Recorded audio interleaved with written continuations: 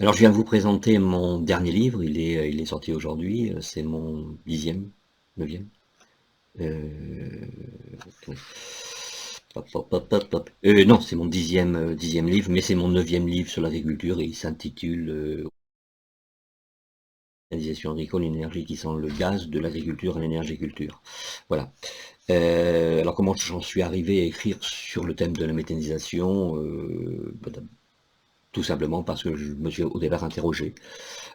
Si avec la nourriture des vers de terre on fait du gaz, que vont manger les vers de terre?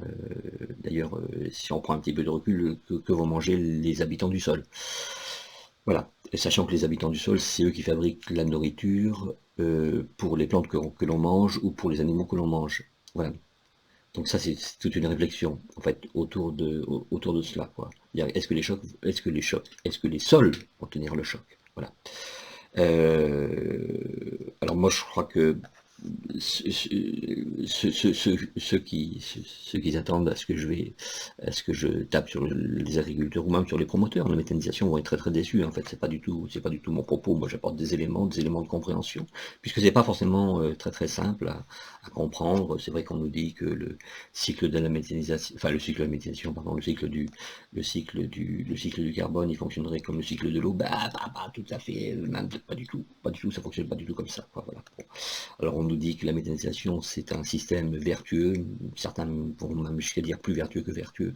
Voilà, bon là c'est vrai que là je deviens un tout petit peu sceptique, donc moi j'explique tout ça dans ce livre en fait, hein. Alors bon, plutôt que de continuer à vous vanter hein, tout le mérite, parce que c'est un excellent livre, bah, forcément, hein, quand vous sortez un bouquin, vous pensez que vous avez donné le meilleur. En tout cas, sur le moment, vous avez donné le meilleur. C'est un an de travail, hein, tout de même, et ça fait 10 ans que je travaille sur l'agriculture, sachant que ça fait 45 ans que je m'intéresse à l'agriculture, que je viens du milieu agricole, euh, par ailleurs, ma famille, hein, c'est ma famille depuis plus de 500 ans, ce sont que des paysans. Autrefois on disait des paysans, aujourd'hui on dit des exploitants agricoles. Donc voilà, en fin de compte, hein. Et en plus j'ai une formation en protection des cultures, donc je connais un petit peu le sujet, en fait, hein, comme on dit, quoi. Moi, ce que je vous propose, c'est de vous lire les premières pages. Elles donnent hein, le ton du livre, en fait, hein, voilà. Alors, alors, voilà. Avant d'entrer dans le vif du sujet, commençons par donner la parole à la physique. Dont le plus célèbre représentant, Albert Einstein, disait qu'il est plus facile de briser un atome qu'un préjugé. Et parmi les préjugés les plus curieux, la Terre est plate. 9% des Français le croiraient encore contre 16% aux États-Unis. En gros, un Français sur 10 aurait donc fini par croire ce qu'il croyait savoir. Et en toute logique, ces 9% pensent que les autres, nous, préjugeraient à tort que la Terre est ronde. Croire ou savoir, comme boire ou conduire, certains préfèrent ne pas choisir et rouler bourré. Alors là, je vous cite, c'est un extrait de l'éloge du ver de terre. Encore aujourd'hui, aux États-Unis, les mouvements ultra-conservateurs rejettent la théorie de l'évolution des espèces de Darwin parce qu'ils tiennent pour vrai que nous existons depuis le premier jour sous notre forme actuelle. Voilà, il y a un rejet total de l'évolution. Voilà. Ils rejettent en bloc toutes les découvertes scientifiques majeures faites ces 200 dernières années. Et je te rappelle qu'il y a 200 ans, parce que je te rappelle, je m'adresse à un ver de terre, hein, puisque l'éloge du ver de terre, c'est un dialogue entre un ver de terre et son auteur, en l'espèce, c'est moi.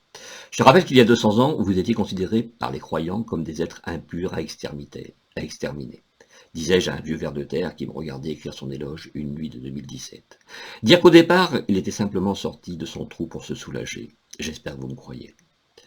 Le 5 octobre dernier, le sénateur écologiste rapporteur de la commission sénatoriale en charge d'évaluer la méthanisation agricole dans le mix énergétique déclare « La méthanisation est un atout pour la transition écologique. Une chance car elle permettrait de décarboner notre énergie et diminuer notre empreinte carbone. » Dans le rapport de synthèse publié le même jour par le Sénat, une phrase a froissé particulièrement mes savoirs. Un mode de production s'articulant autour de boucles d'économie d'énergie, boucles de carbone et boucles de carbone et d'azote, qui en font à la fois l'intérêt et la singularité.